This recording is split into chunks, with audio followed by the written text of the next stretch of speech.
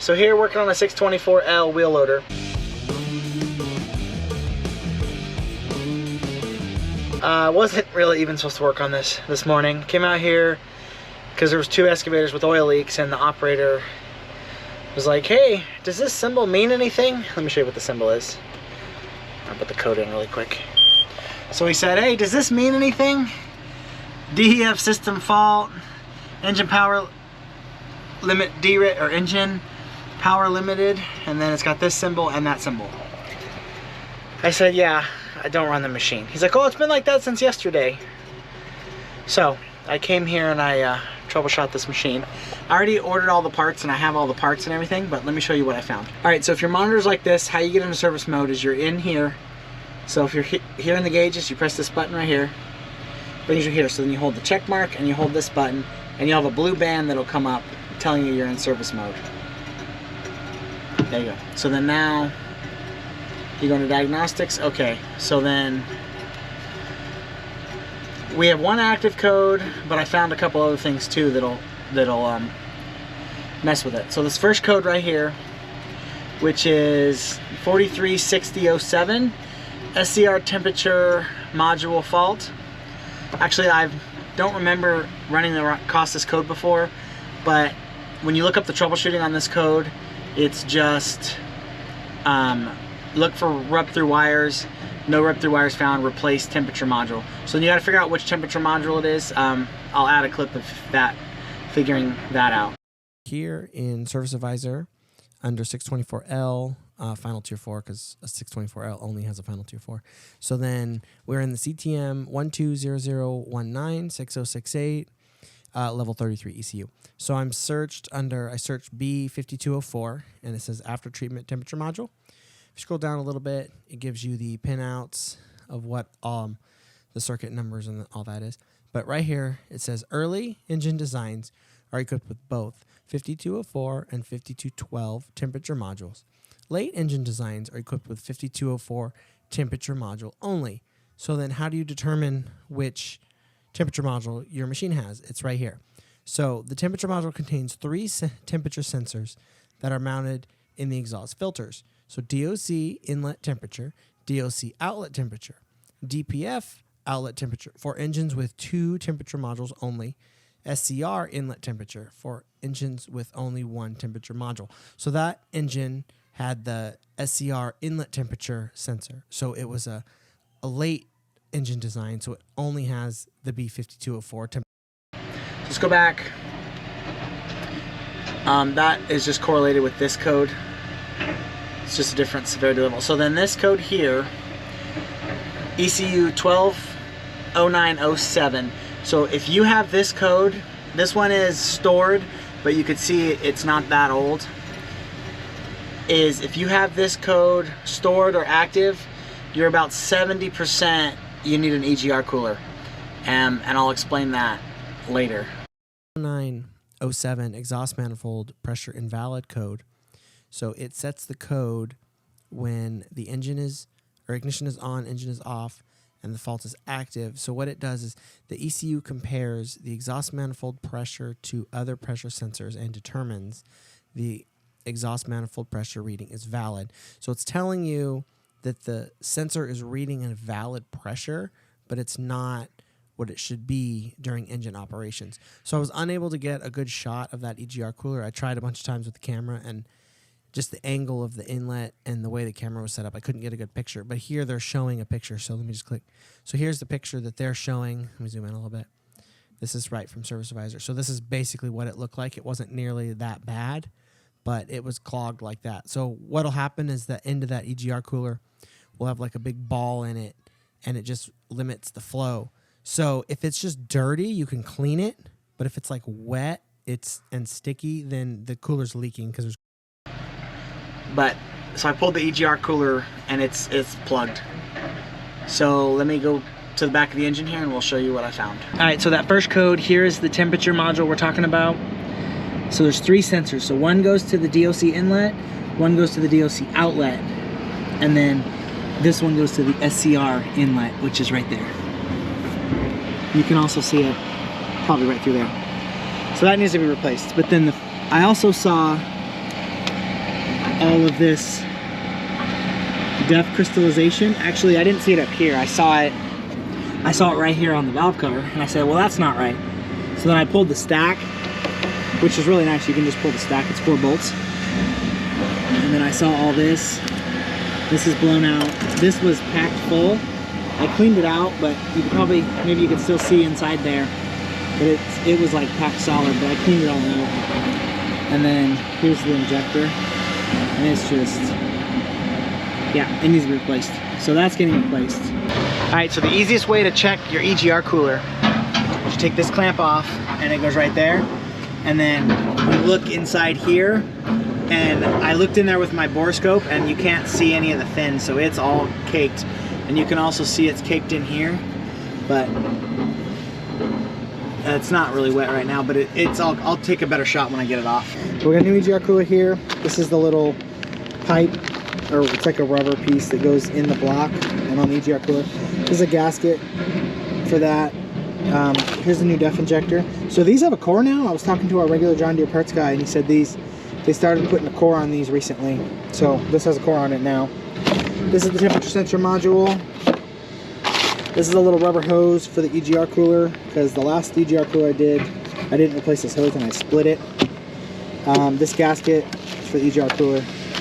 New bolts for the def injector, and for some reason I ordered 2 of these. I'm not sure why, but I did. The same part number? No, they're different part numbers. So I'll figure out which one I need, but I'm not sure why. So I'm going to start by draining the coolant. If you just do a def injector, you don't usually have to drain the coolant, but since I'm doing the EGR cooler anyway, I'm going to just do that. In this particular engine, it's on this side, and then there's this little hose right here. This is the coolant drain, and there's a valve, which is nice, and I just always, it's kind of dirty in there, but I just run it through here, and then there's a valve right here somewhere. This one's buried. Oh, it's over there in the middle. Valve's like way over here. It's right there. I'll have to get it from the other side, but I gotta open the top first. All right, so with the coolant draining into a bucket, we're gonna take the coolant lines off, which usually you don't have to drain the coolant, you can just pinch the hose off. But for this one, because I'm doing the EGR cooler, I just, we're doing it that way. You gotta just squeeze these 2 little guys together and then they come off, but sometimes they can be stuck. My opinion for this def stuff is it's just too fragile for off-road. Like, yeah, it might work on highway, which is how it was developed, but it's just so fragile. I can't get this thing. Sometimes these things get stuck. All right, so we got it off. I didn't break it, but this tube is just full, so it's gonna need to do a clean out for sure. This tube is like full. I almost think I should take this tube off and clean it out. See how much is in there? There's a lot in here. Oh, check that out. It's in there bad. I might need a new tube. See how the wire's all messed up in there? Alright, so I pulled the hood just because I gotta take these bolts out anyway to get to that sensor. But I pulled the tube because the tube's not any good. Let me show you what the tube looks like. Ball in here. And see that screen? There's a big hole in the screen. So I got that much out of there, but it's all plugged through. You can see that down there. So this tube's no good. Let's see if I can get a tube. Alright, so good thing I pulled that tube off. I wasn't going to, but that looked like an extraordinary amount of stuff. So the tube's got to come out of Illinois, so probably tomorrow afternoon. So what I'm going to do is I'm not going to put the def sensor, or I'm not going to put the DEF injector on yet and take that with me. I'll do it tomorrow.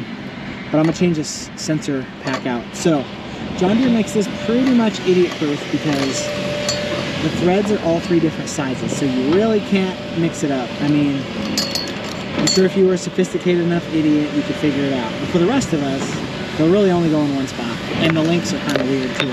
So let's get this changed out and then we'll do the EGR cooler. Alright, so this one came out pretty easy. This one didn't really want to come out.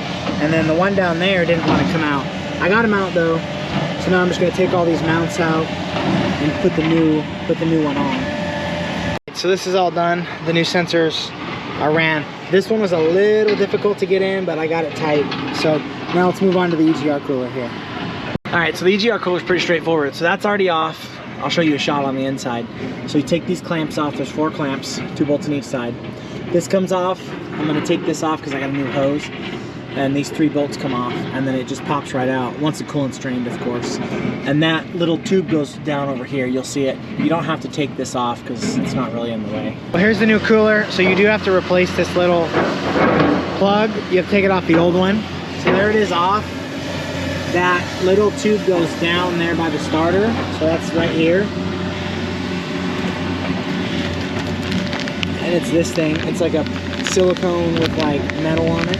The new EGR cooler is all on. It's all back together. Yes, I know it's not painted, but I don't have any paint, so oh well, it won't rust. Now I'm gonna clean up these tools and hopefully I'll be back tomorrow to fix that decomp tube. All right, it's the next day here. It's about noon. So I got the new decomp tube. So let me explain really quick why I replaced it. Yes, I could have cleaned the old one out, but see this mesh in here? The old one, a lot of this mesh was missing, so there's a big hole. So the point of this is the injector mounts here and it sprays in that direction. So when it sprays, it's supposed to vaporize and be a gas. So without this mesh helps it become a gas. So without that, it could cause that to build up more than that. So now I got the clamps for this. There's 2 clamps, 2 different sizes, or these are the gaskets. Clamps are here. And then I also got a def pump just because I'm not sure if it needs a def pump or not, but they had it in stock, so I figured I'd grab it just in case I need it. And this is the injector and stuff from yesterday. So if you can see this def pump here, I actually chipped a lot of this stuff off, but it was covered with that same crystals. So I'm just concerned that it backed up and it blew something out over here. So I'm gonna put it all together and see what happens. And then if I need to replace the pump, I have one here with me. All right, so let's get started here. So mine have to do a sulfation recovery, which could take a few hours. Basically, it does like a super long regen, is what it is. So let's see what happens here. Take a look at this pipe that they're putting in the ground out here. Look at this freaking sewer pipe. It's a sewer pipe, apparently. This thing's huge.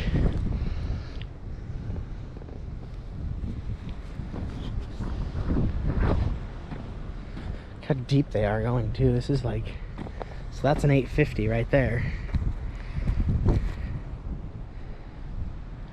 All right, so we got the new tube in, the new injector in. It was the thicker gasket. That was the difference between the 2 gaskets, is one was thicker. So this one was the thicker one, this is the old one.